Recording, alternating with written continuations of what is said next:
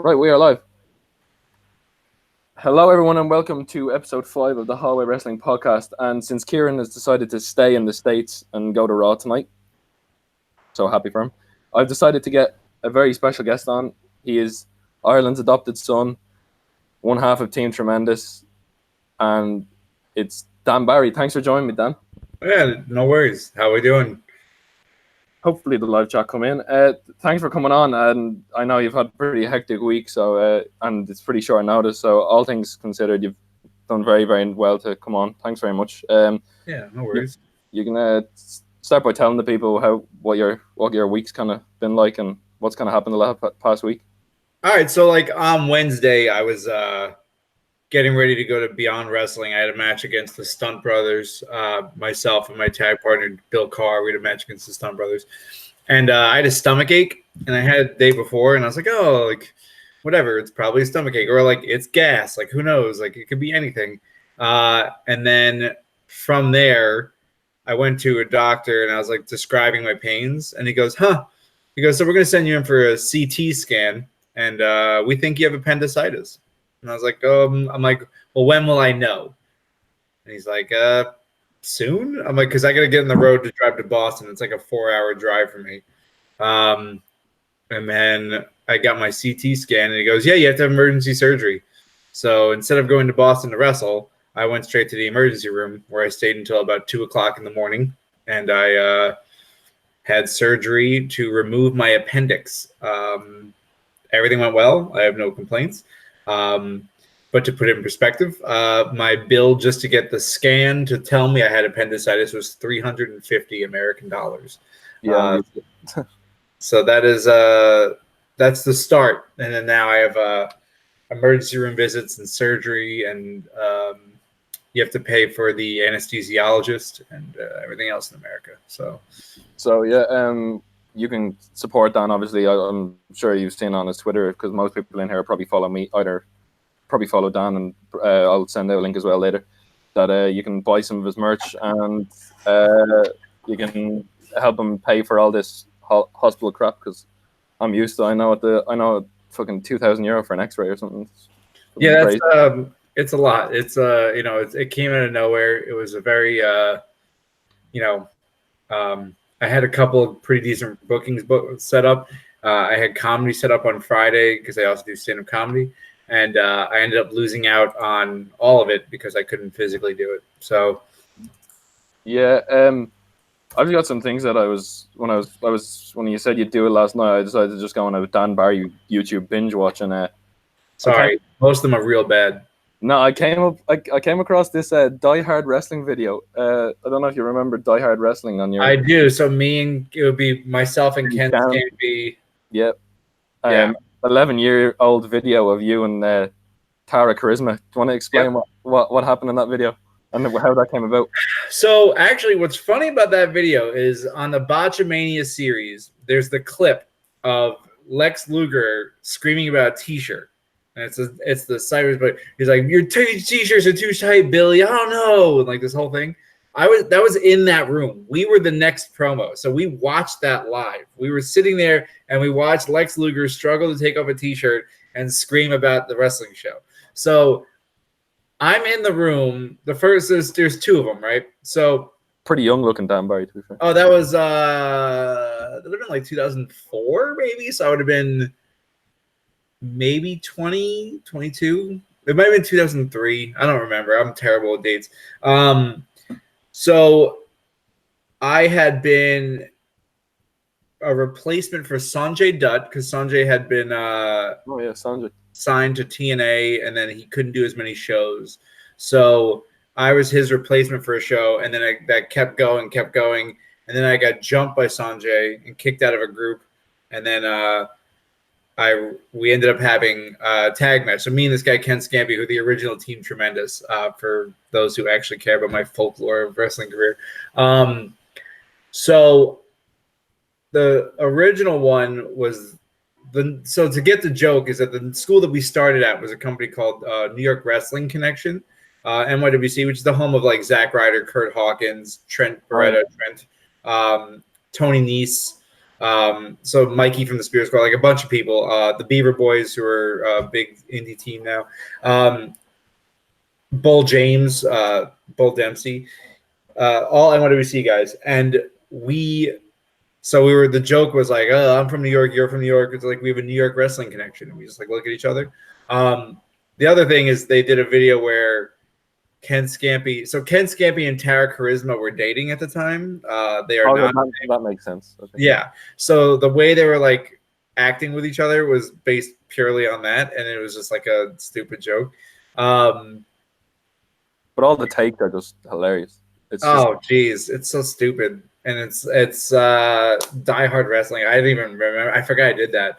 I just think that the funniest part about that is like if you ignore everything else about that video, the funniest thing about that is like where they're sitting in front of the lockers.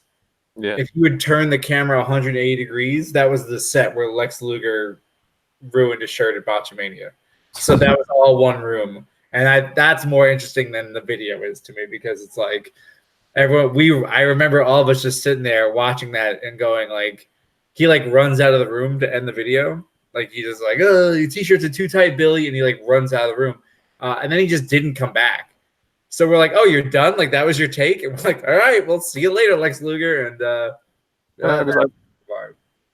was just watching it. And then it's just like fish fingers on the table. She asked for a fish fingers. And then you're both having a go, and it's like 11 years ago, and it's still on YouTube. Yeah, that's the worst part about YouTube is that it's something that, like, I think there's a point where we like hit our boobs. Yeah. There's a lot of so before anyone fucking yells at me, it was at her request, and two, she had just got them done. She had just had breast augmentation, and so it was like the joke was like, "Oh, you're new." Like it wasn't like. I didn't sexually assault anyone. That's not how it went. Like it's so hard because it's like 11 years ago. It's like, what did you do here? It's like, I promise you that was all consensual, fun buddies being buddies. Like we had known each other for that point of numerous years. The three of us, me, myself, Tara Charisma, and Ken Scampi, sat in the front row of Ken Scampi's pickup truck and drove all over the continental United States. Like there was a lot of history there that's not translatable in a small YouTube video. Yeah, you don't need to defend yourself. We got a few. Yeah, sometimes you do. That's not because it's just more of like it's context, right? So like I can understand someone seeing that and being like, "What the hell?" And then I just explain the context, and then that's it. Like if they choose not to accept it, choose not to accept it. But I know. I just want to clarify because I don't want people watching that video and getting the complete wrong impression of me because I am incredibly socially awkward and I will feel like I have to defend myself, and I'm not. I didn't do anything wrong. So you're fine. We have a few of our regular listeners, and we have our co-host Kieran's in the live chat, and he said thanks for coming on. And we have Reese. Kieran, thanks for not coming on, Kieran. He's coming. You. I know you're going to Raw tonight in New Jersey, but it's noon right now. I don't see why you can't call in. I'm a little upset with you. Yeah, I was upset with him too. I mean, I'm gonna have to do Raw and SmackDown once we finish up after by myself, so that's gonna be interesting.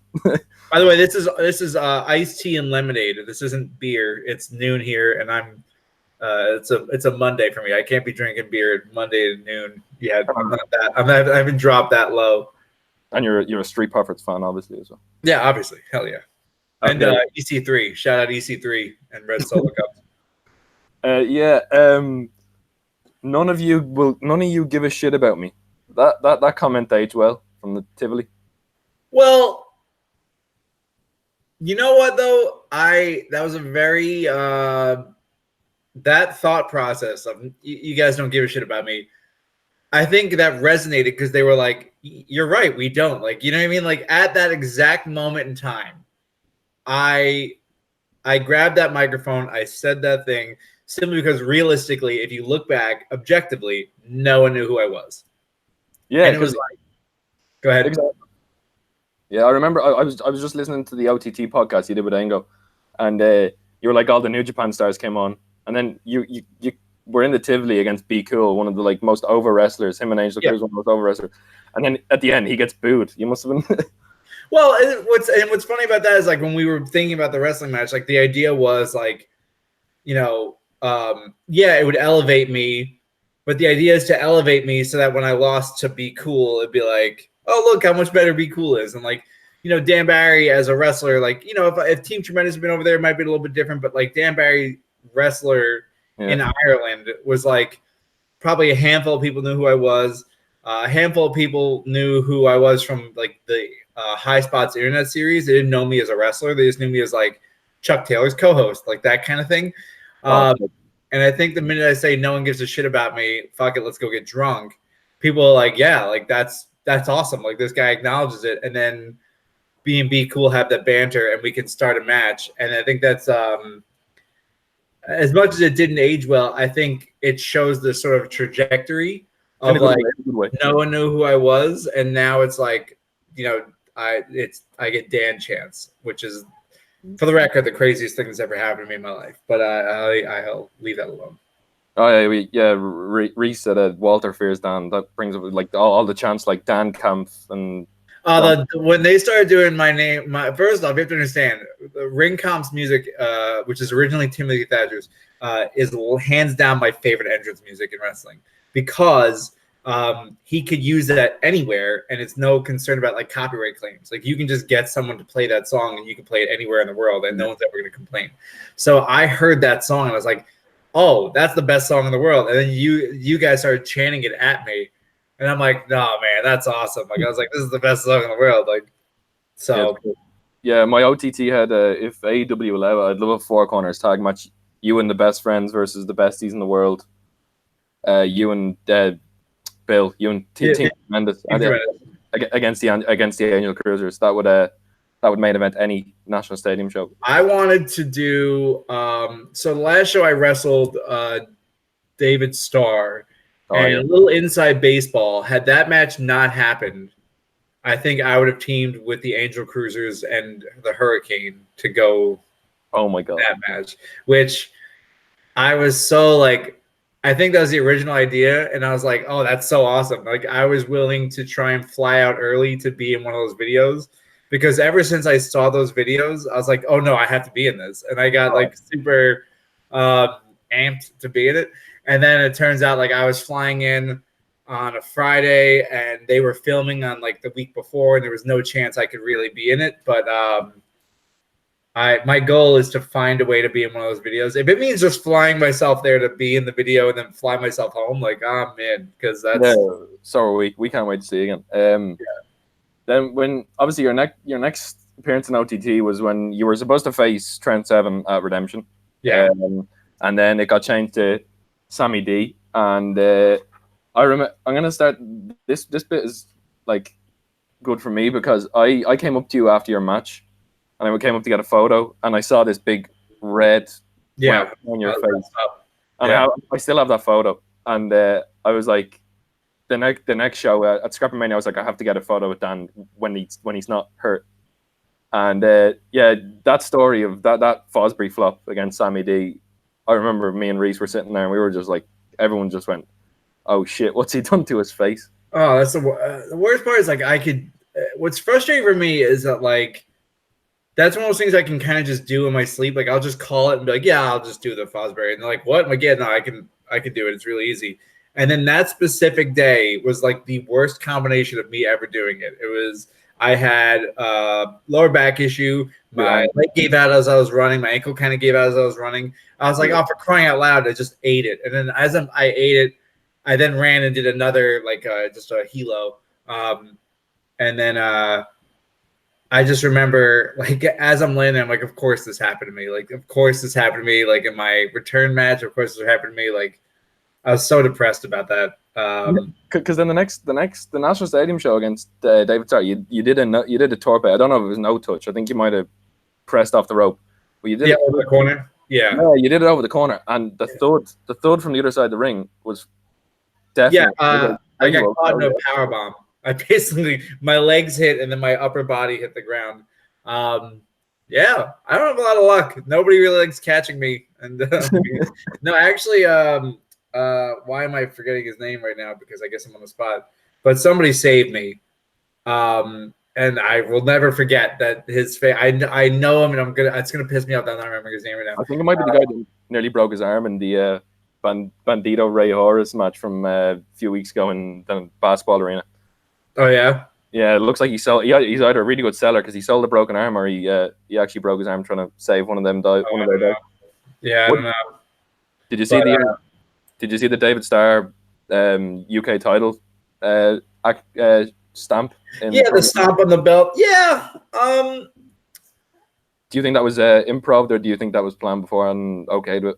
Well, I'm a wrestler, right? So I'm gonna go ahead and say it was probably improv, but I'm not trying to pull back the curtain. Pull the curtain. I don't want. I mean, I have not. I don't really have a lot of inside information on this, but I think it was interesting. I think it probably stirred some stuff, but I mean, it doesn't. If I were WWE or somebody affiliated with that title, I wouldn't have been happy. No, because you know what? Like it's that's essentially if Jordan Devlin went to NXT UK and then someone threw the belt ground and stepped on it.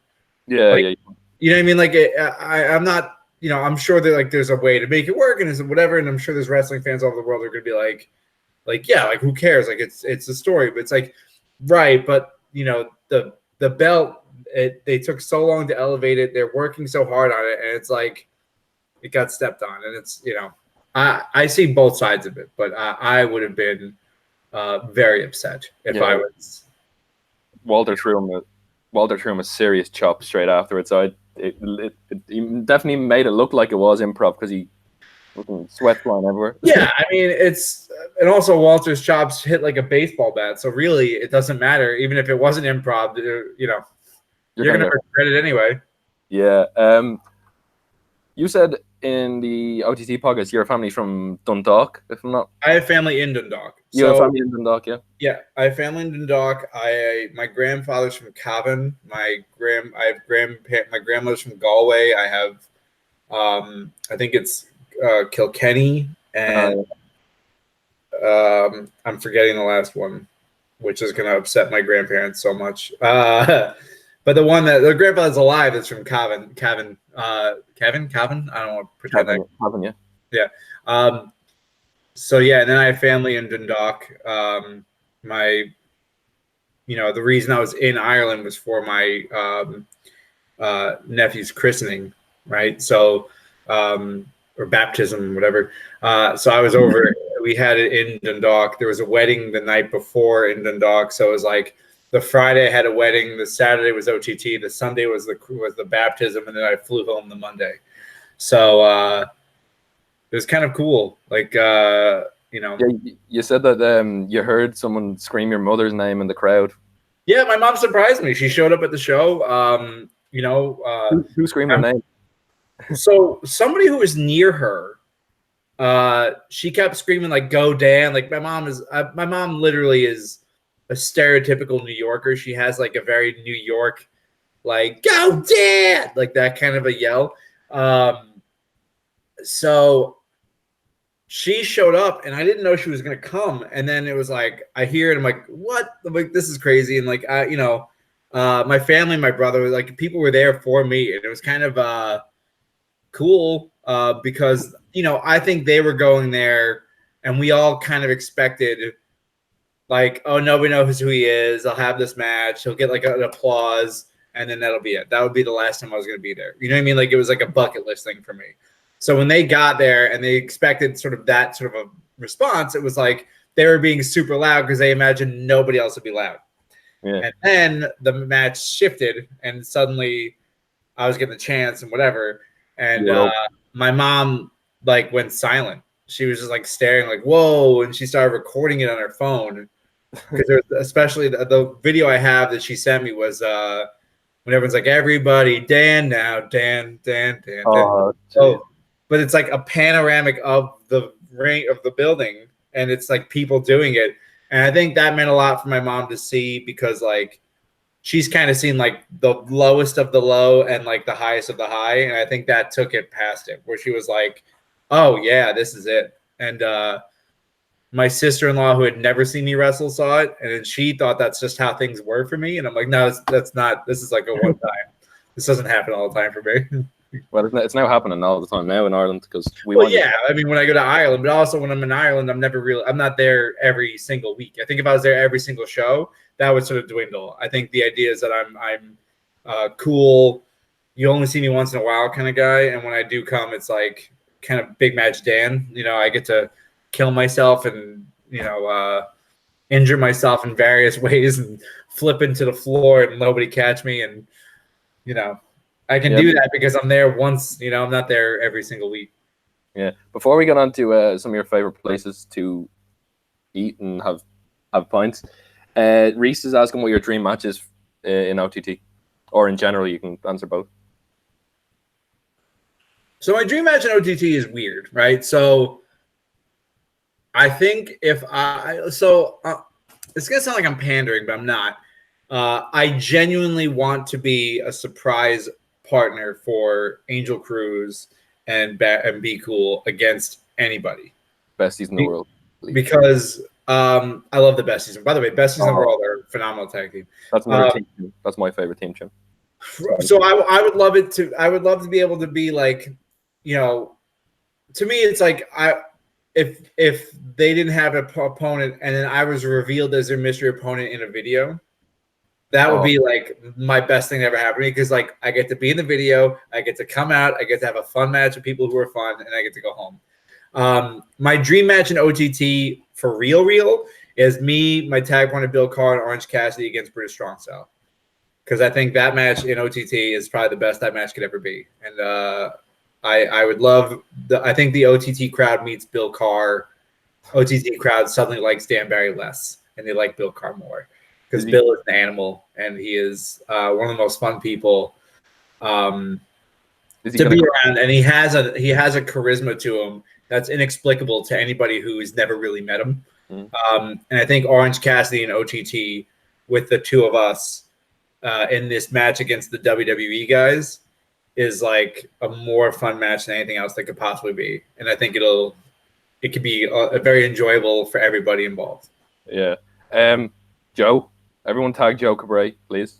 And well, the thing about that match though is if you look at it objectively, I'm a flight from New York, Bill Carr's a flight from New York, Orange Cassidy's a flight out of Philadelphia or New York. So immediately that's a $2,100 flight bill minimum. And that's like on the cheapest it can possibly be is $2,100. So I think we need like a Kickstarter more than we need a text to Joe Cabray. But I've been trying to get back over there. I don't, as soon as I can go back, I wanted to try and bring Bill over there because I want people to meet Bill. I do think that the benefit of the Besties is that the Besties can kind of go for like 2 weeks and be in England and be in Ireland and England and go back home. Whereas for like myself and Bill, it's a little bit more difficult. Like we have kind of careers that we really can't just like walk away from. So we can do like weekends, and that's a very expensive endeavor for the most part. So hopefully I win the lottery and I can just do whatever I want from this point forward, or I get the ability to travel more. But my goal is to get us over there in that capacity for that match. The circumstances for that to align would make that match very special, though, because exactly. You need to get British Strong Style to be at the show, which is not necessarily impossible, but hard. Mm-hmm. And I don't know that they can do anything after August. I don't know if that'll be able to happen. And then 2, you need me, Bill, and Orange Cassidy to be available for a weekend, which I can probably do it. Orange Cassidy can probably do it. Bill's the harder part because he has like a career he can't just kind of like take off from. So it's kind of hard, but we'll make it happen. We'll make something happen. If nothing else, I will find a way to OGT, back into OGT. Maybe it's just me and Bill as the mystery partners for Be Cool and Angel Cruz, and we get to have the most fun video. Because the other thing about it is the Be Cool Angel Cruz videos, the concepts for them. Like me and Bill have done vignettes for Combat Zone where we were like the world's weirdest cops who just tried to chase down the Beaver Boys. What's that? That's CCW, is it? Yeah, CCW. And those are fun and like lighthearted and whatever. And I think the idea of finding a way to make it the two worlds meld for one show, to have Team Tremendous and the Angel Cruisers against whomever would be a lot of fun too. That would be like the most fun I could have, I think, is filming those videos and then doing that match. Yeah, just take my money now. Yeah, that's what I just want to do. That's all I want to do. If I had $1 million, that's what I would do tomorrow. Yeah. So when you come to Ireland, obviously you say it's rare, so you want to make the most out of it. So what things have you done, and what things would you like to do, and what place do you like to eat, and just in general? So it's weird, right? So like when I go, a lot of times I'm there with family. So whenever I go to Ireland, it's like I'll bring my brothers or whatever, and my nieces and nephews. So it's like you're kind of trying to squeeze in as much as possible. And when I'm there for like wrestling shows, it's very different because it's like, for example, the Sammy D match, I landed at 8 a.m. I flew home 8 a.m. the next day. I was in Ireland for 24 hours and I flew home. I just saw nothing. I saw my hotel, I saw the bed, I saw McDonald's, and I saw Ango, and we did an interview. That was my weekend.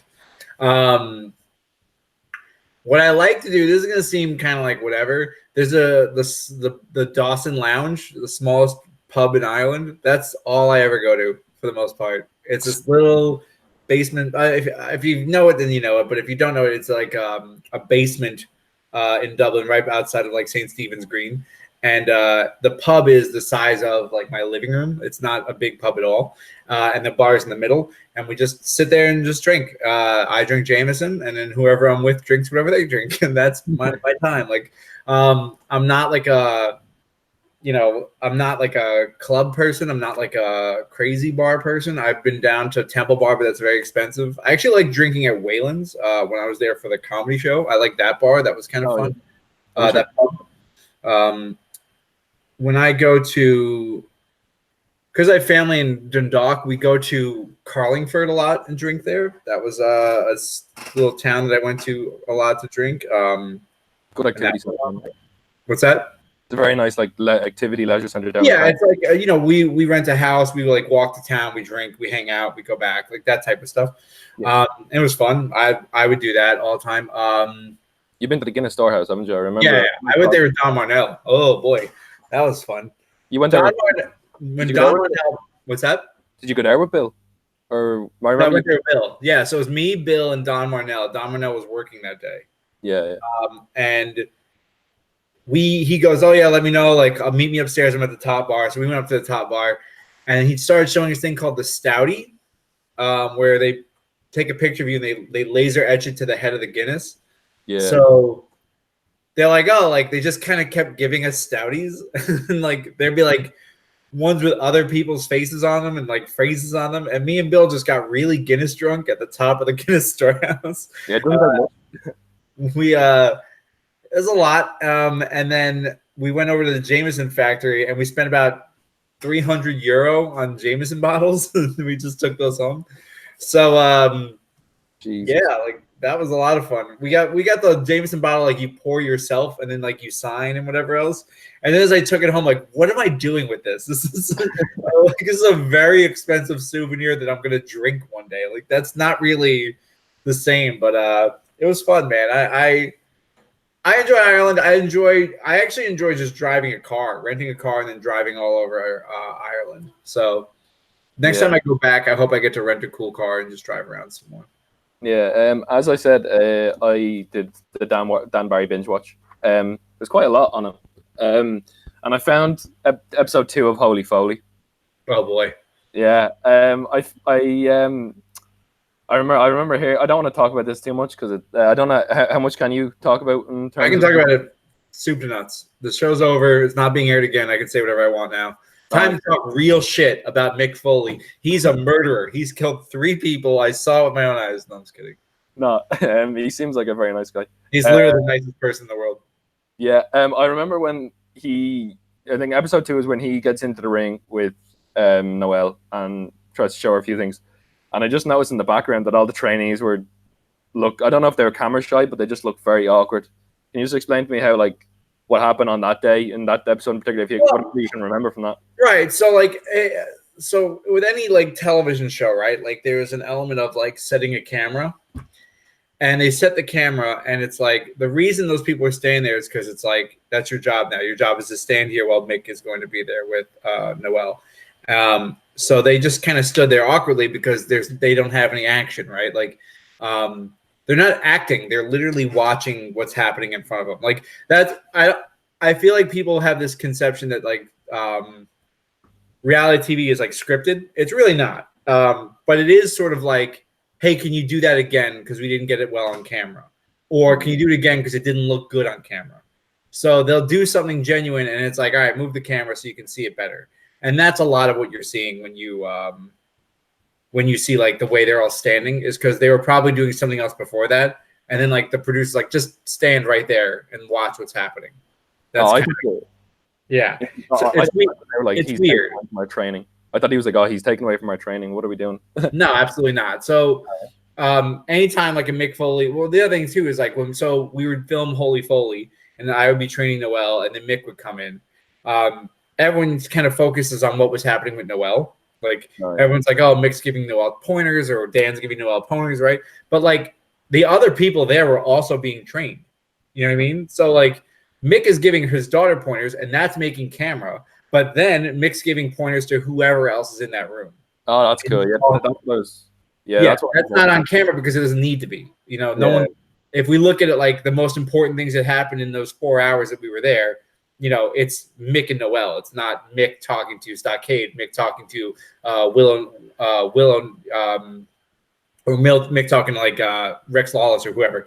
It's about Noel, but Mick, to his credit, would come down and start talking to Noel, and then it would be like, let me pull this guy aside, let me pull this guy aside, let me pull this guy aside. That's great. And he is, I say it all the time, he's genuinely one of the nicest people I've ever met. He doesn't get enough credit for being as good a person as he is. And he gets a lot of credit for being a good person. So that should put that in perspective. Yeah, he seems like a great guy and just a guy to go out and have a good chat with. So put in perspective. So I got in that show because he asked me to. That's it. I was on the show because he asked if I would be willing to do it. I said yeah, and then I stayed on the show because somebody in production liked me, right? Like they were like, "Oh, Dan Barry is actually a decent person to have on camera." I started doing stand up. My first hosting gig was with Mick Foley because Mick Foley asked if I could host for him, specifically. So I had no experience hosting, and Mick Foley brought me in to host for him. How was that? When Mick was Mankind, when he was doing that whole gimmick, he would just, on days off, go to children's hospitals and visit kids and never tell anyone about it. Like, that's who the guy is. And that's not me being like, I'll have to blow him up. Everyone knows he's a nice guy, but like, that's what he does. That's his thing. So he's just a good dude. You know, really like him. Good guy. One of the good guys. One of your on Wikipedia. Wikipedia is a wonderful place. As you real know. Weird. I don't even read it. I don't know who made that. And then one day my brother found it, and he's like, "You have a Wikipedia?" I'm like, "I have a Wikipedia," and then that's it. Two things popped out for me. First of all, it says you retired in February, so happy retirement. Yeah, things are going real well. That's how you know it's the online source, because somebody was like, put that in, and then that was it. They didn't even think about it anymore. It says you announced 13 months in advance that you were going to retire. So I did. So I wanted one last and I really just wanted one last year. I wanted to have 1 year of the most fun wrestling I could have. I went to OTT, I went to Progress, I did a whole bunch of things, and then PWG, I did a couple really cool bookings. I have a back itch, so I'm gonna scratch this while we're talking. I did a couple really cool bookings, and then that was at the end of it. I was so beat up, I thought I was gonna be done, and then I was like, no, I'm not done. I don't want to stop yet. And that's good, because we want to see more. And but if I ate shit at OTT, if I went there and bombed, you'd be like, man, you should have retired when you said you were going to retire. It's a big difference. Like, it's just the way this pendulum went, you know? Yeah, and then it's you could have more, but it says you have 2 Wikipedia wins over the Young Bucks. I do. And I beat the Young Bucks twice. I beat them in Combat Zone Wrestling for the CZW Tag Team Championships, and we beat them in Beyond Wrestling for a tournament for tomorrow. Yeah, so that pretty much, come on. So AEW, I beat your top guys. Like, I don't know what you're doing. Get them on. Imagine you and Orange Cassidy and Jimmy Havoc in that battle royal. Oh man, I wanted to wrestle. I want to wrestle Jimmy Havoc too, but if I just want to wrestle Jimmy Havoc just so we can do that paper cut thing and then I'll walk away. I'll never do anything else again. Like that's super easy to me. Yeah, because that's it. I was listening to his like psychology behind his matches, and he was saying that like he does things that are like relatable, like the thumbtacks and stuff, and like the Lego. Right. So there's I think a lot of times with wrestlers they put themselves in these corners of like all the cool stuff they can do. And I think he looks at it like I look at wrestling from. So I've like I don't want to talk too much psychology about pro wrestling, but like his is like it's empathy, right? Like I'm looking at somebody get a paper cut. I know what a paper cut feels like. I'm watching someone get Legos on their feet. It's like I know what that feels like. For me, I think of wrestling almost like tragic comedy. So tragic comedy is like this idea like there's a play Fiddler on the Roof. And Fiddler on the Roof, everyone loves. It's all fun and games. It's all fun and games. And then suddenly it's not. And that's the point that I like. Is it's tragic comedy is you get someone, you're laughing, and then suddenly it's serious. Yeah. And it's like that's kind of how I like wrestling because it's like I can get you on my side more if you enjoy me as a funny guy. And then when I'm fighting up from the bottom, now it's fundamentally different. So I think the David Starr, what was fun about the David Starr match, there are things I would have changed in hindsight, but is that people were behind me because I was getting the shit kicked out of me for a lot of it. And it's a little bit different. It's a little bit different than me versus Sammy D. It's a little bit different than me versus Be Cool. It's that like, no, we want Dan to fight back because Dan's got to fight back. And I thought that comes from you've seen funny Dan Barry, and now it's serious Dan Barry, and now you get to be there with me when I fight my way roller back. Coaster, yeah. No, I think you might be the best comedy wrestler while in submission moves. Is some of the giving or taking? What? No. Whenever, because someone at the start of that David Starr match when you're just in like when you're given drop down for the headlock or when you're like in like a figure four or whatever, you really know how to just make a wrist lock not boring, and that's talent because as we know from Randy Orton matches, wrist locks are very boring. Right, but like Randy Orton also has an intensity to his stuff, so like it's a little bit different of a pacing, right? Babyface Randy Orton's wrist locks aren't there. It's heel Randy Orton who does wrist locks, and you hate him, and then you want him to get beat up. So like, there's psychology to it that people can. I get that there's like a Randy Orton hate thing, but like the guy's smart. He gets what he's doing. He knows he's like, oh, you think this is boring? Watch this, and then now you're like, oh, you mother. Yeah, Reese says Dan Barry for the G1. Oh, absolutely not. that's way too much work. I would bring me instead of G1, just bring me in for an OT. Bring me into Cork and just let me. Oh, please come to Cork. I wish. First off, post surgery, I actually don't know if I could if I want to. And then secondly, again, if I were to let's pull up a real number. I want to pull up a real number right now so you understand why it seems less likely. There's a 5th anniversary show in September. Might have been September, or I thought it was October. It's October. Yeah, sorry. There might be a New Japan Dream match there for you. Yeah. My mom's birthday is that weekend, and she's turning 60. So there is 0 chance I'll be at that show. I mean, believe me, if I could just be there for that, I would. But realistically, it's my mom, and I'll bring Therese over to Ireland for her birthday. Bring her. I'd have to bring all of my brothers. By the way, I have 3 of them, so that's very expensive. To get to Ireland for Cork right now before taxes is $801 American dollars. Jeez. So, lads, buy his t-shirts. Actually, I can get one for $515, but I'd have to drive 3 hours to the airport. So, if you guys want me there, what you need to do is pay for me to get there, and then whatever.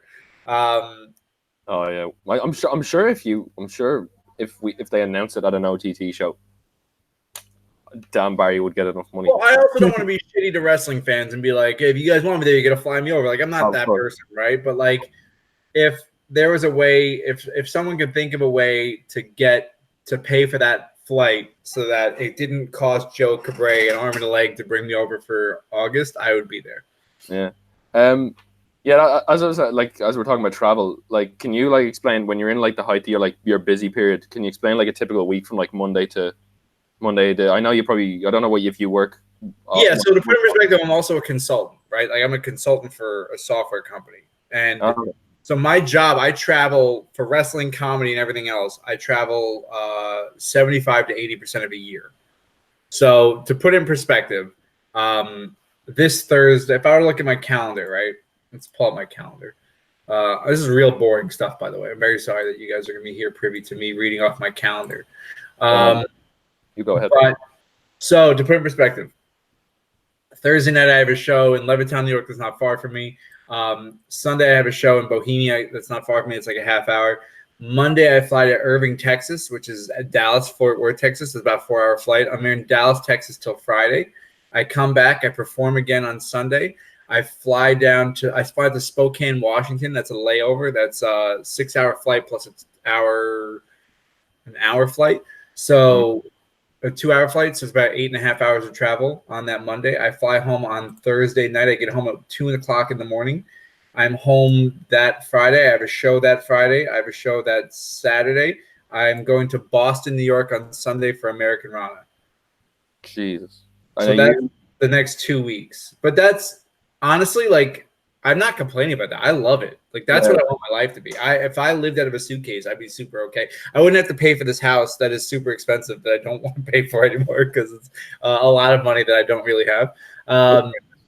But, you know, like, it's just, you know, I'm trying to think, like, for the trip to Ireland, the last Ireland trip I did, when was that? That was March, right? So I did that week. The week of before that, I had, so my uncle passed away, so I had a funeral, but I had my funeral. I had 6 comedy shows. I did Ireland Friday, Saturday, Sunday. I flew home Monday. I did comedy that Thursday. I flew out did comedy in Canada for 2 days. I came back. I did 2 more days of comedy. I wrestled in Connecticut. Did comedy, and then I did WrestleMania weekend. That's crazy. I did WrestleMania weekend. I ended WrestleMania weekend on Sunday. Monday, I flew to Phoenix, it's 5-hour flight. So I wasn't home. I was home 4 days in the month of March into the beginning of April.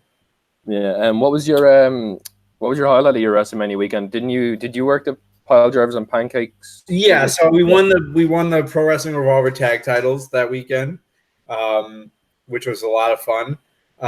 We wrestled a team called the Gymnasty Boys, not the ones from Ireland, but the ones from America, which a whole level of drama I'm not involved in. I wrestled my tag partner Bill in a death match on the Friday at Joey Ryan's penis party, which was incredibly painful, and I'll never do that again.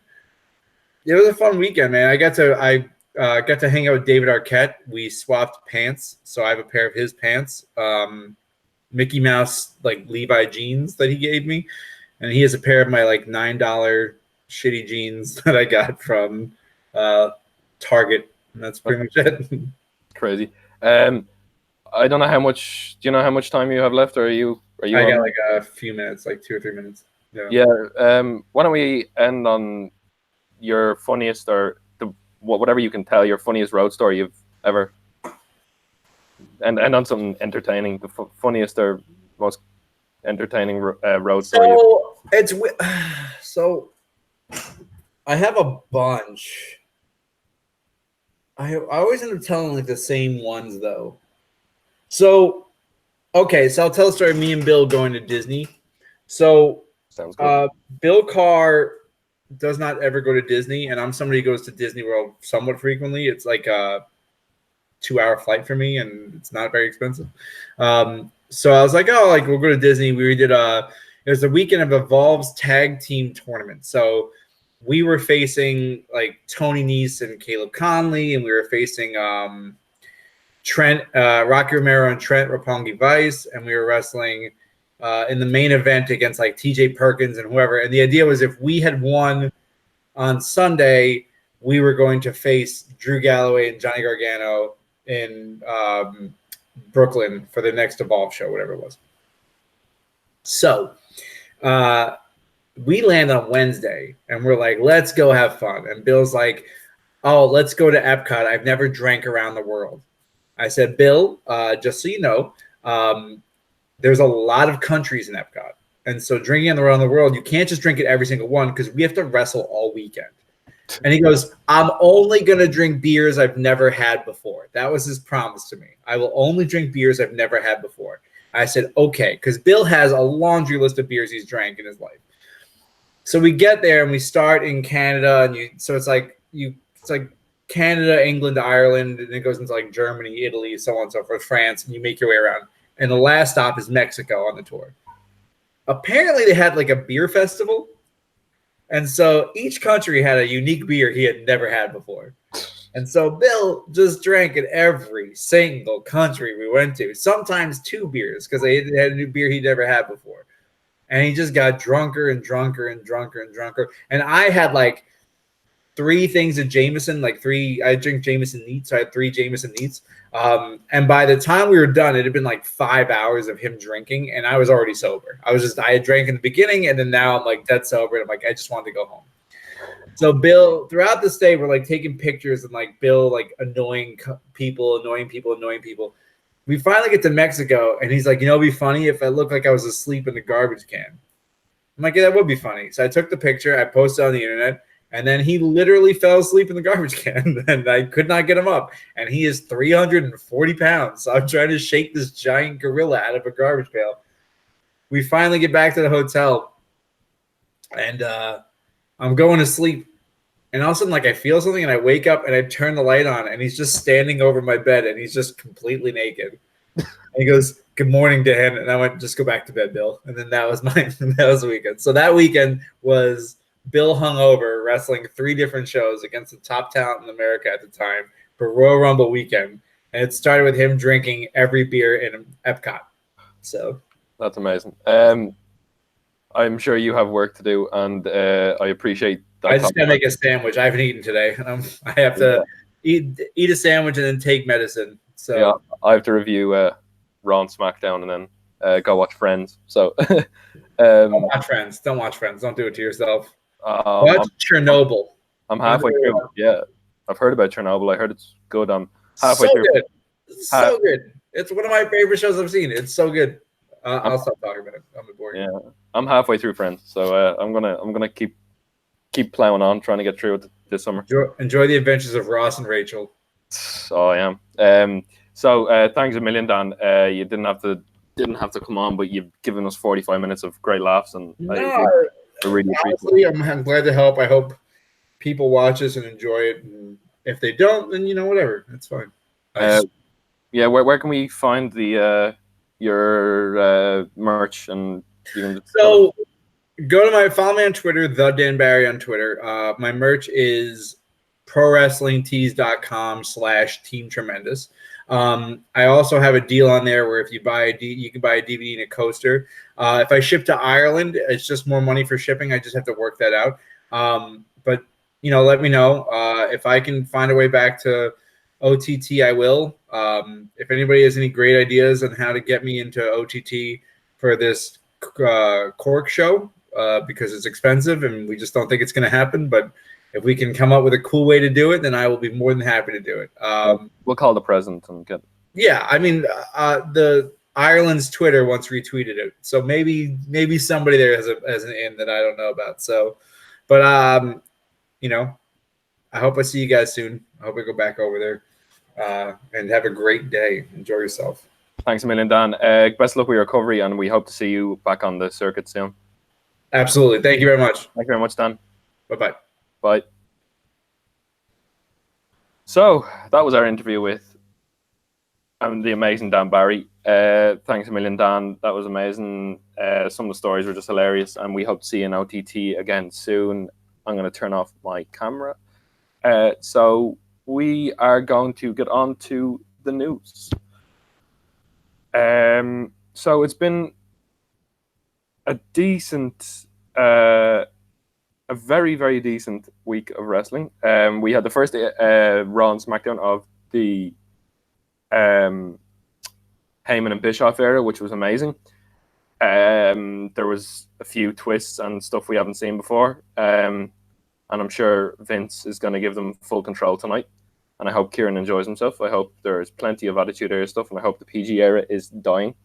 So we're going to start off with a few bits of news. First of all, CMLL owner, which is the biggest Mexican promotion in the world, Francisco Paco Alonso Lutherot, passed away last night at the age of 67. And this is important because Chris Jericho put out a Twitter video explaining that how big Alonso was in his career and how he gave him his first break back in 1993. And it was a really, really emotional Twitter video. And Chris was obviously very big, widely affected by it. And obviously with the passing of Lionheart the other week, and we saw the ITW show the other night where everyone just banded together and had a brilliant night, and that looked amazing. So well done to everyone concerned there. Often it's the saddest things that bring the wrestling world together. And I just hope, wish his family all the best, obviously. And the first person who believed in Jericho is sadly gone, but he's left behind a great wrestler and a great entertainer. Second bit of news comes out of Impact Slammiversary last night, which I haven't watched in full, but I've watched highlights and it was amazing. The main event with Tessa Blanchard and Sami Callihan, the intergender tag match, intergender match, was amazing with the gold bat and some of the spots there. Tessa Blanchard really put herself on the map, even though she's already been on the map. But she should go for the Impact World Title, as I've seen on the interweb. I think she'd be a great challenger for Brian Cage. That'd be so much. But the biggest news story coming out of that was probably the aftermath of the semi-main event, which was Brian Cage versus Michael Elgin for the Impact World Title. Because after Brian Cage defended this title against Michael Elgin went on a rampage, and decided to pick a fight with Don Callis, who was the color commentator at ringside, and all of a sudden a masked figure masked and disguised, but we're not going to. He wasn't disguised. Let's just be brutally honest. He came in and gave Michael Elgin a spear, or in other words, a gore. And the size of this guy's legs and the way he looked and the way he delivered the spear / gore, it was obviously Rhino. They haven't revealed it yet, but Rhino is. We say that Rhino has debuted in Impact Wrestling, and he will be starting a feud with Michael Elgin very soon. He turned down $500K a week from WWE to leave, so we wish. Hopefully, he has a really good feud here and moves on to some really, really good and in Impact, and because that promotion is kind of. It throws out some brilliant matches. Also at Slammiversary, LAX versus the Zachary Wentz and don't remember the other member. I'm sorry. Yeah, the Rascals against All Ego Ethan Page and his tag partner in the North. They had a 3-way tag match for the titles, and Ethan Page, the North defended their titles, but afterwards, I think it was Santana. No, it was Ortiz. Ortiz suffered an injury, looked like, at ringside, but a lot of people were quick to point out that the doctor was kind of a gimmick doctor. So maybe this is their way of writing off LAX off TV, and that means maybe LAX are leaving the company and moving on to possibly AEW, possibly somewhere else. We don't know, but that'll be interesting to see where they go. So in other results at Slammiversary last night, Willie Mack defeated Jay Chris and TJP. TJ Perkins is in Impact now, and Trey Miguel. The North defeated the LAX and the Rascals. Eddie Edwards defeated Killer Cross in the first blood match. Moose defeated Rob Van Dam, which is a great match and a great way to have Moose being put over. It was apparently this match stole the show. The Monsters Ball match, Ty Valkyrie defeated Havoc, Sue Young, and Rosemary, and obviously a Monsters Ball, which was a hardcore match. Rich Swann defeated Johnny Impact for to defend his X Division title. Obviously, Brian Cage defeated Michael Elgin, and Sami Callihan defeated Tessa Blanchard. So Impact seems to be doing okay with themselves, and it's good to see that they put on one of the best pay-per-views of the year. they really showed that they can hang with the big boys who are. Oh, look, all the live chat's gone because Dan's gone. So I'm gonna get on to the Raw and SmackDown review. So Raw was interesting this week. Raw definitely was a lot better than previous weeks, and I think I really enjoyed watching Raw and SmackDown this week, and I hope tonight it continues. And I hope they really click into this non-PG era as much as they can. So the biggest flashpoint of the show was right up from the off because we had a Bobby Lashley versus Braun Strowman in a Falls Count Anywhere match, and everyone thinks, "Oh, this is just really boring. This isn't great. I don't really care for this." But after a really short brawl and obviously a normal Raw match, normal Bobby Lashley versus Braun Strowman as you'd expect, brawling outside the arena, brawling outside the ring. Lashley obviously was controlling most of it, and then they went up onto the stage, and then Braun turned the tide, shoulder chart, and then he threw him onto the stage, and they're on the stage here, and Lashley goes for a vertical suplex, but Braun blocks it, and Braun spears him through the video board, and the pyro just goes off. The pyro is just flying everywhere, and it's really overdone, but it's in a good way. Like they've really sold the fact that they were very hurt, and they had a lot of people around ringside. And this is when Corey Graves comes out, and all of a sudden on the mic, quite clearly, this isn't like his mic's been put away. He clearly says "Holy shit," which, like, we've heard the word bitch being used, but this is like right into the mic, and this is obviously direction from Paul Heyman to kind of give the product more realism. Because if you saw something like that on the street, you go, "Holy shit," you wouldn't go, "Oh my god, this has just happened." It's giving it more realism, and that was brilliant. And I never thought we'd be waxing lyric about Bobby Lashley and Braun Strowman, but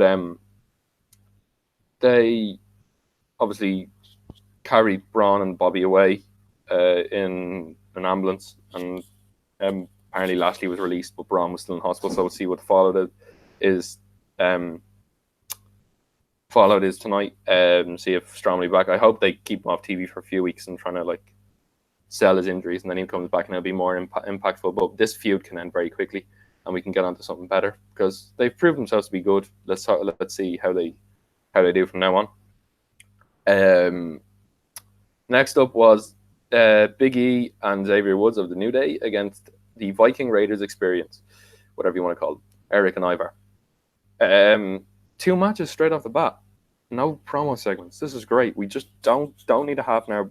Like, these 2 matches probably lasted half the amount of time as a Shane McMahon promo. So that was good. Big E was isolated at the start. They were just doing their tag team moves and keeping them in the corner. Belly to belly suplex. Obviously, Big E's trying to look for the hot tag. He just before he can make the hot tag to Xavier Woods, Samoa Joe appears. Coquina clutch. Holla holla on steroids. We have a 6-man tag after Kofi Kingston comes down and attacks Samoa Joe. After Samoa, obviously we're heading towards Samoa Joe versus Kofi Kingston at Extreme Rules. 6-man tag. Xavier Woods obviously is being worked over now. He's getting constantly beaten up and punished, and is just he's the one who's taking all the punishment in this match. And then Kingston takes the hot tag obviously because Kofi's the champ. Kofi needs to go over here, so Kofi takes the big hot tag and just unloads on everyone. Just beats up Joe, beats up Viking Experience. It's quite interesting because I would hope that because Kofi hasn't been used as well as he should be, and the 6-man tag isn't gonna do him any favors, but at least they're putting him over here because usually it's either Big E. Big E's usually the hot tag specialist. But Ivar wiped out Woods and Big E. Then Joe, surprisingly, because we don't really see, but we see champions getting pinned all the time, but I didn't expect this because Joe gets Kingston in the Coquina clutch. I thought Woods might have taken the pin or the submission, but trapped Kingston in the Coquina clutch, and obviously Kofi didn't tap, which puts him out, which kind of saves him because he didn't tap. He just he just fell unconscious and puts him to sleep and picks up the win. So Joe has some momentum building heading into the next few weeks. And that's good because they're finally actually doing something with him as opposed to this 50-50 US title bullshit. Okay, so next up was the 24/7 title segment, which was there was obviously the conga line for Hanoi Jose dancing down to the ring. They stopped, and obviously Drake Maverick's wife was there, and he greets Drake Maverick's wife, and hiding in the conga line is R-Truth. And he was like just taunting Drake after what happened last week when he took the title off him at his wedding. And obviously now Jose goes out for a match with Cesaro, and R-Truth is being chased by Maverick. So there's kind of two things going on here. It's quite confusing, but I mean, it's a 24/7 title. What can you expect? Obviously Cesaro wasn't really impressed with Jose's antics, and I mean, Jose has died a sad death since, like, he was having some decent match with Ty Dillinger, I think, in NXT, and he had like a kind of a feud. He had a feud with Austin Aries, I think, and obviously now he's just meat for people just to beat the crap out of whenever they need to go over, or a debut at WrestleMania. You see fucking No Way Jose. Cesaro beat the crap out of him in the match. Well, at ringside, it didn't really turn into a match. And Neutralizer on the floor. So we don't see Maverick and R-Truth until later on. But Neutralizer on the floor. And then there was a promo afterwards, and this was when the debut of, well, before this actually, there was a botch. I'm pretty sure it was a botch, or it might have been a deliberate botch. But we saw like 2 seconds of like the Street Profits standing outside the arena, or standing in the promo area. And then Charlie Caruso does an interview with the Street Profits. And this is their debut, and they were just saying that they're gonna electricity energy, that they're gonna like make the Raw division better, which they are. I really hope they come up for a few weeks and then go back down. They don't get the Viking experience treatment. I'm coming off Cultaholic when Jack said I really hope that they bring them up for a few weeks and then bring them back down, then bring someone else up, put people over. I hope Paul Heyman is merging NXT and Raw together and making them seem like one cohesive promotion, because it is all under the W banner, and really it should be, to be honest.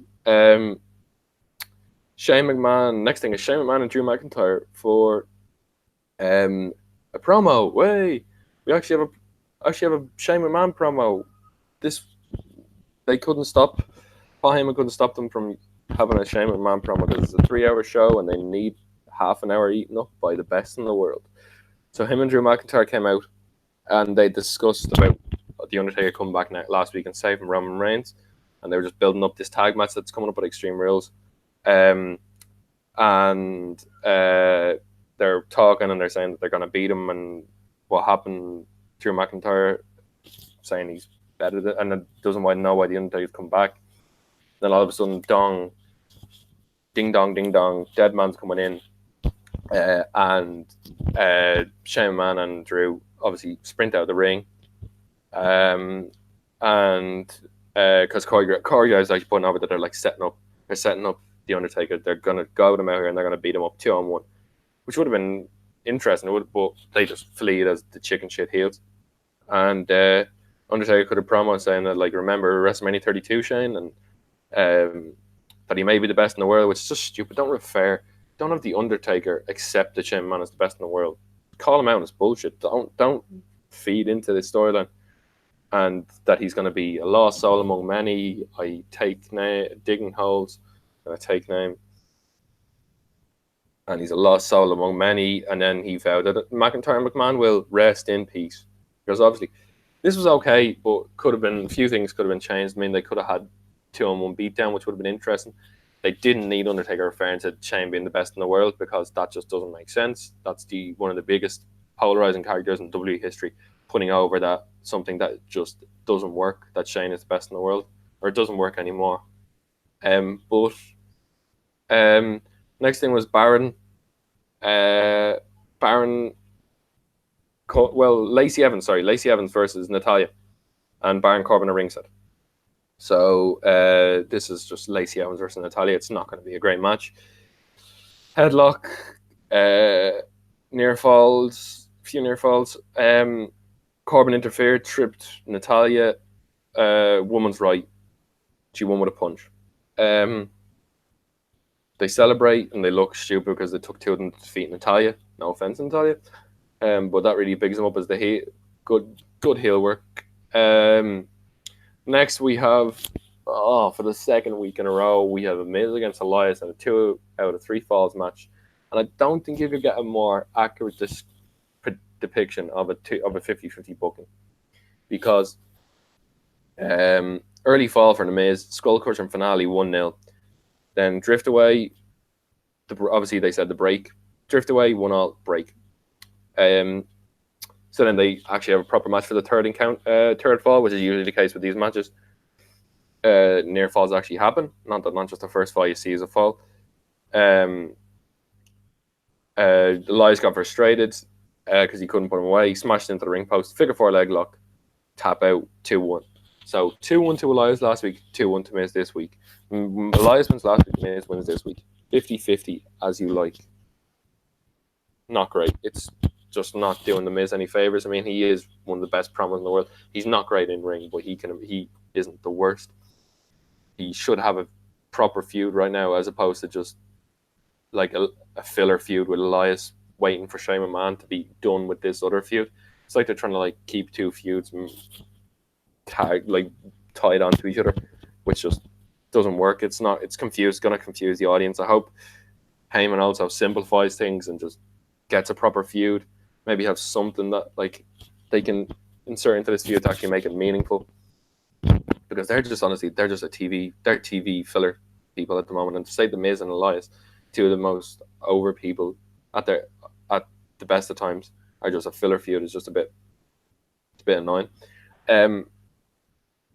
Now, next we have one of the most confusing segments of Raw in 2019 because it just doesn't make sense. I don't even know what to say about this. I wish there was someone here to talk to me about everything because I really, really was confused when I saw this. It was Seth Rollins and Becky Lynch against Mike and Maria Kanellis. So they have a bit of a Rollins is one up in Mike Kanellis because obviously Mike Kanellis is nowhere near Rollins' level in kayfabe. Sorry about all the voice breaks, by the way. Still have a sore throat. Podcast life and all that. Lynch tags in. Maria instantly gets off the ring apron and gets on the microphone and just begins laying into her husband. Like, poor Mike. She just goes like, "You're not a real man. You're so shit. You can't do anything. You can't fight." And then just as Becky's about to pull her into the ring, she goes, "I'm pregnant." Everyone just stops and is like, "What the is going on?" And then she just keeps calling Mike not a man, and yeah, this revelation that she's pregnant obviously stuns Mike Kanellis. I think she is actually pregnant with a second child or a third child. I don't know. I don't follow their love life. Lynch puts Mike in the disarmer, even though he wasn't a legal man, which was just confusing. And they said they wouldn't do intergender wrestling, as like they won't fight each other. He wasn't a legal man. Disarmer, he taps out. Then Maria said she couldn't believe that Mike was the father of her child, and that the only man in the match Monday night was Becky Lynch. So he'll ask the champ to impregnate her next time. Okay, so that's a bit of a that can't happen, unfortunately, Maria. Like, you can't impregnate another woman, but good luck trying. It was a weird segment. I got really confused. Mike was just speechless. I don't know. Like, it'd be interesting. I don't know what happened on 205 Live if they continue this storyline, because I really hope they did. Because you can't have like her wishing a woman impregnated her instead of her husband, and then on the next night they're like, "This is the greatest love you'll ever know." So anyway, yeah, that was just really weird. Not good or bad, just weird. Next, we had the Moment of Bliss segment between obviously Nikki Cross was the guest, and Bailey obviously the storyline going in is Nikki Cross beat Alexa Bliss to earn Nikki Cross beat Bayley to earn Alexa Bliss a shot at Extreme Rules, and obviously because Alexa Bliss lost to Bayley, the storyline is, oh, should Nikki Cross get the title shot, which in kayfabe is fair enough, but so Cross goes on about Bliss was the one who gave her a chance. I love you, Alexa. I'm not going to do the Scottish accent. Carmella interrupts and says, "Oh, Alexa is using you, Nikki. She's manipulating you." Bliss went to the ring, except after Carmella challenged Bliss to a match, and Bliss accepts and goes to the ring. Within 3 seconds, like literally, as soon as the bell rings, Carmella wins. It's just weird. You're trying to put in storyline, it kind of makes sense, but they should have had a bit of a match. But it kind of makes sense when you see what happens next. She wasn't happy. She threw a temper tantrum, Bliss did, and then they had the ad break. Smart. No wrestling during the break. And then after the break, it seems like at the moment, I don't know, like, if you kind of get this, that like a lot of segments have 2 matches in them. Like a lot of like storylines have 2 matches. I know it's because this like turned into a 6-man tag, or you have this kind of thing. It's really, I think they're trying to get out around the ad breaks by just packing everything into like segments, like 2 matches or whatever, and trying to like do too much. It just seems a little bit like just have a match, ad break, promo, match, ad break. Anyway, Cross steps in to fight in Alexa's honor, and after causes has been made during the break, and with Fisherman neckbreaker, and Carmella gets pinned by Nikki Cross. Nikki Cross wins. Nikki Cross does what Alexa can't, and that plants further seed in the head that Cross should get the title shot and not Alexa, or at least it should be turned into a triple threat. Anyway, next we have the main event of Raw, which was the setup a week ago, which was AJ Styles challenging for Ricochet's US title, which was very, very highly anticipated. I love both wrestlers. I think they're in my top 5 wrestlers in the world. You can't have a bad match between AJ Styles and Ricochet unless you put it on for 2 minutes. Even then, they'd still do very well. So very early on, AJ got the pin, like the 1, 2, 3, and it then phenomenal forearm, and he pins him for 3, and then John Cowan, Nicholas's dad, if you didn't know that, really good facts on the Hallway Wrestling Podcast, informs AJ that the Ricochet's foot was under the rope, and the match continues. So AJ is getting even more pissed off, even though he's the babyface. They're both babyfaces. He's getting pissed off that he didn't put him away, or he got cheated out of his victory in his head. And the action was just really quick. They were just like Ricochet's just so smooth, flips. You got AJ just doesn't put a foot wrong in any match. Like I've never seen an AJ Styles botch. You can correct me if I'm wrong. And they have a great match. It's just athleticism and just each one trying to one up each other. Towards the end, Ricochet just gets the pin, just shocks Styles. Styles sells that he just can't believe that Ricochet took the win, because Styles backs his ability just so much. And that's the thing, when Styles loses, it's really, really big. It's because Styles doesn't lose very often. And he earned like that. Ricochet wins, retains his title. Gallows and Anderson, obviously they shake hands afterwards, sign of respect. And AJ's like applauding Ricochet, and then Gallows and Anderson appear ringside, and they're just laughing. They're like, "What are you doing?" Like fake clapping Ricochet's victory, and Styles is like, "Hold on, don't go near him." Bit of respect. So this is like kind of similar to back in the day when AJ turned heel at first, when he kind of like he agreed to team with Cena against the Good Brothers, um, and then it seems like they're gonna like get along. And then AJ turns around and clocks Ricochet just like he clocked Cena. I really hope they don't bring back the my favorite thing to do is beat up Ricochet, but yeah, blasted Ricochet, and they just beat the crap out of him, and Styles clash from the top rope, which is pretty cool. And to end the show, Gallows, Anderson, and AJ Styles stand tall as their club reunite, and that's a closing shot, and that's fantastic. Close it on a cliffhanger, brilliant, brilliant end to the show. One of the best ends to Raw this year. The only thing I'd say is bring fucking Balor into the club. Don't have Triple H in the club. Triple H's been the Shield evolution of the club. Just bring Balor into the club, and then you'd have the one. Imagine the club against the Undisputed Era. Just be amazing.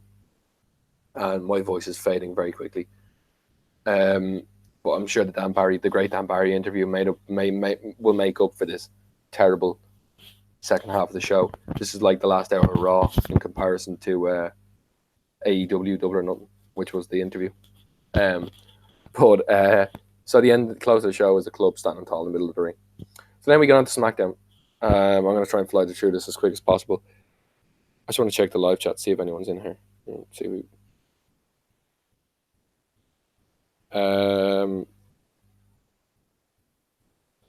No, everyone was here for Dan. We're gonna get the views in. Obviously, I understand that everyone has lives, so that when we ask people to come in live, it happens on a very rare basis because we just decided that in terms of editing, that getting the show out straight away with thumbnail, and it's just a lot easier than rendering memo footage. So thanks for joining the live when you can. We do appreciate you. Kieran does as well, even though he's in America. And as Dan said, Kieran should be in. Kieran should be in here. No excuse. I'm not burying him right now, but he should be in here. Enjoy Raw tonight and bring back a Balor t-shirt, and then we'll be okay. So Shane, we open with the Kevin Owens show on SmackDown this week, and the guests are Shane McMahon and Drew McIntyre. Yay! More Shane. Give me more Shane. They just keep antagonizing the Undertaker, just talking down on him. And Kevin Owens was like, and he was just reading off the cue card, and a little bit of it ended, and then he read the next card. So he like paused and then read the next card. That was just brilliant. I love Kevin Owens' comedy timing, just fantastic. So then a bit of comedy from Kevin Owens. I think he's an in-betweener right now. He's kind of like Stone Cold. He's adopted his stunner, and now he's being an in-betweener. So Drew McIntyre gets really, really angry, and just looks like he's about to beat the crap out of KO. Then Dolph Ziggler arrives, and he's like, no. And then he comes at Shane and asks for another title shot. And the best thing that Shane McMahon has done in a long time, what I have in mind, I've got these notes up Bleacher Report. Boy Wonder decides to put Kevin Owens and Dolph Ziggler in a match against Heavy Machinery. I don't know where Sammy is. They're playing off. I love the way they're playing off that Sammy ate the trash compactor last week and Kevin Owens walked down him. So now Sammy this week. But Boy Wonder decides to put Kevin Owens and Dolph Ziggler in a tag match against Heavy Machinery. The winner will be added to the SmackDown Tag Team title match between the New Day and Bryan and Rowan. Backstage, the Planet's champions and New Day sell how annoyed they are that they might have a match that the match has been turned into a triple threat. So then we have a singles match building up that match, which is Bryan against Big E. Big E, a lot of power moves. Bryan's technical ability working around it. Bryan distracts the ref, and Rowan attacks Big E and Xavier, and then Bryan hits a running knee on Big E and takes the win. So Bryan wins. We have another moment of bliss, which haven't been too bad lately, but it's just like having it every night, 2 nights in a row is just a little bit much. But Nikki Cross is hosting this week, so it's something fresh. Bayley, obviously it's a bit of a weird start, but then she decides to question Bayley about what she said about Bliss, about her being manipulative and SmackDown, and she asks Cross Why did you? Why shouldn't you? Why shouldn't you get the title shot, Nikki? Why does Lex get it when she lost against Carmella last night?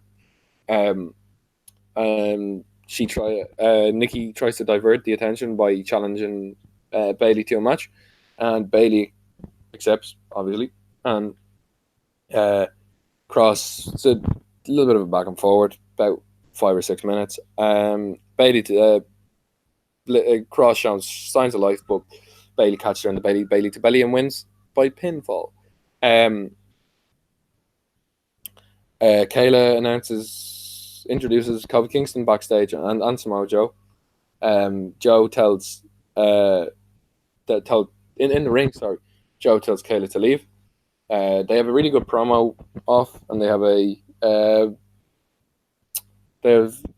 verbal barbs. They talk about Joe is brilliant on the mic. He just runs down Kofi, and Kofi talks about how he won at WrestleMania. He's been the honorable champion. And then Samoa Joe made Kofi an offer. He told he tried to show sign of respect in like a backwards way.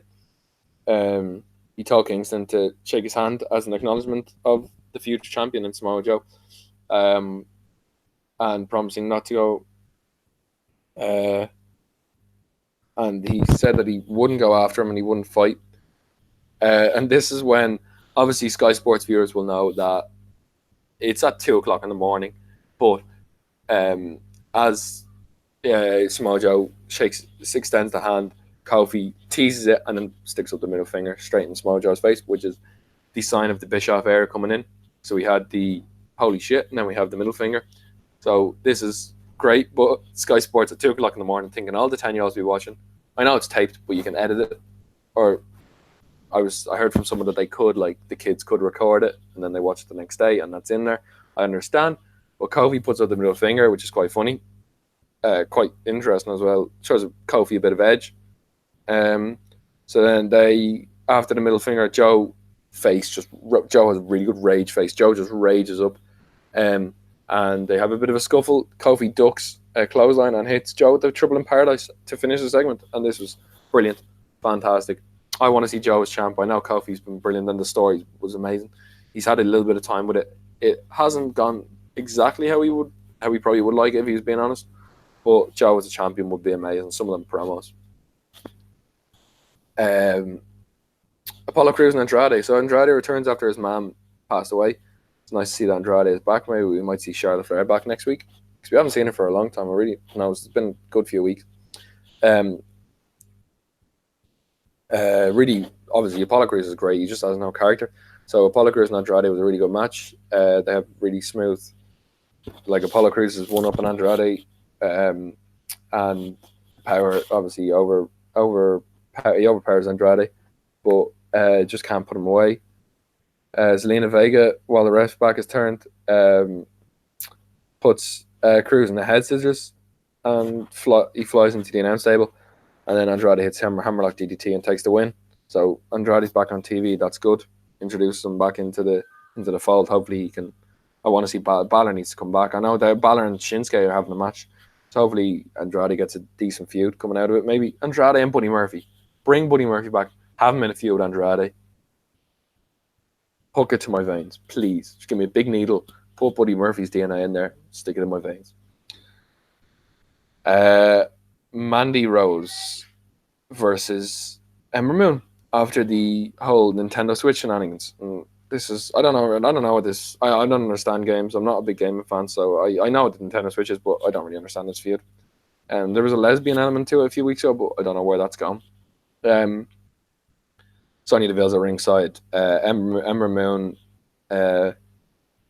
just gets the Golden Goddess down to off kilter.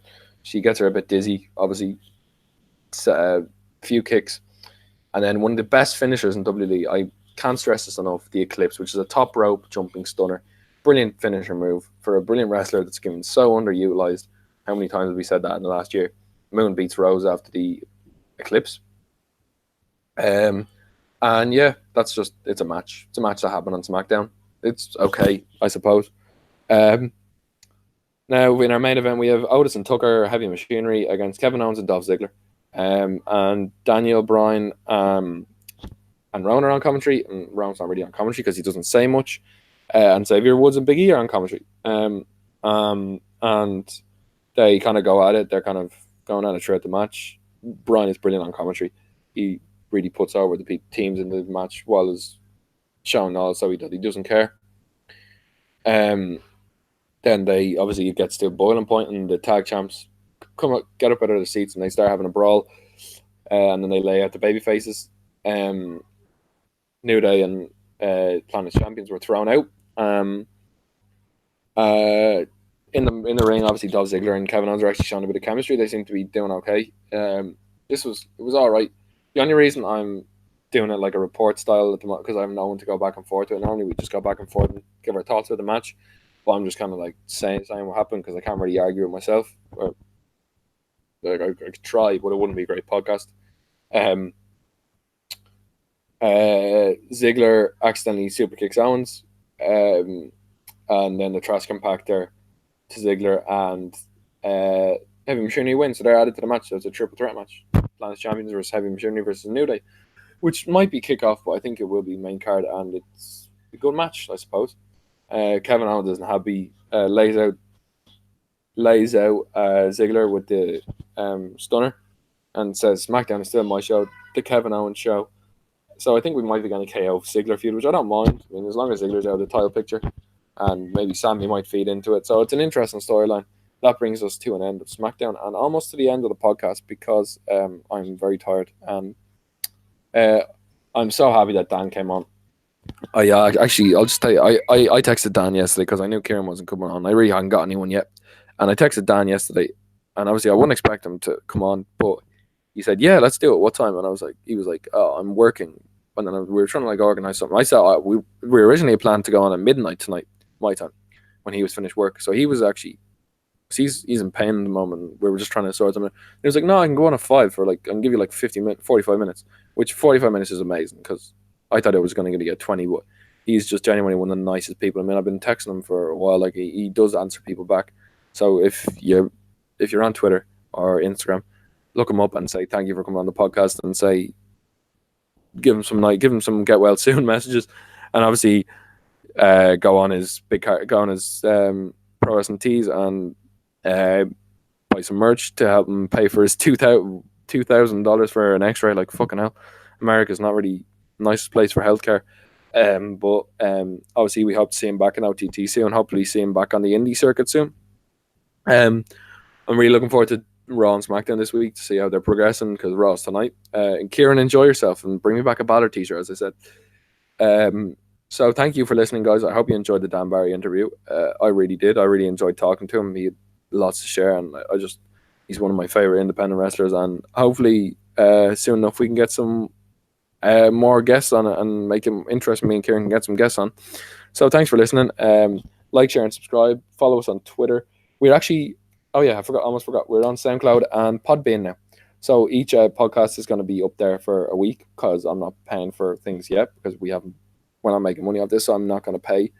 I already have Netflix subscription and Spotify subscriptions to pay for. So each one is going to be up for a week, and then the next one will be up, and the other one will be deleted. So you can listen to it wherever you want, in the gym, in the car, because YouTube really drains your battery, I've figured out. So we decided to go on Podbean and SoundCloud at the Hallway Wrestling Podcast. So thanks for listening. I really hope you enjoyed. Follow us on Twitter, YouTube, Instagram, and I will see you guys next week. Hopefully I will get a Indie Corner episode done, and Kieran will be back doing NXT review. We've just been very busy at the moment because I'm going on holiday soon, so hopefully Kieran has some good things lined up. So I'm dragging on now. So like, share, and subscribe. Thanks for listening. I will see you guys next week. Bye. Love you all. See you next week with episode 6.